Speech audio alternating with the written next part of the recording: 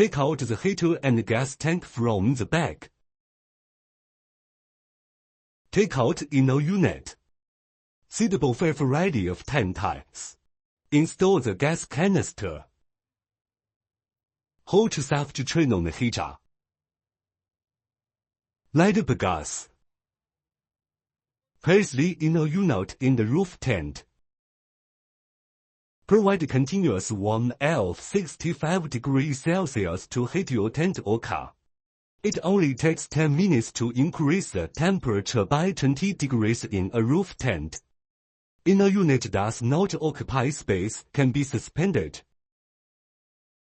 It also can charge your phone. It is suitable for all scenarios of camping.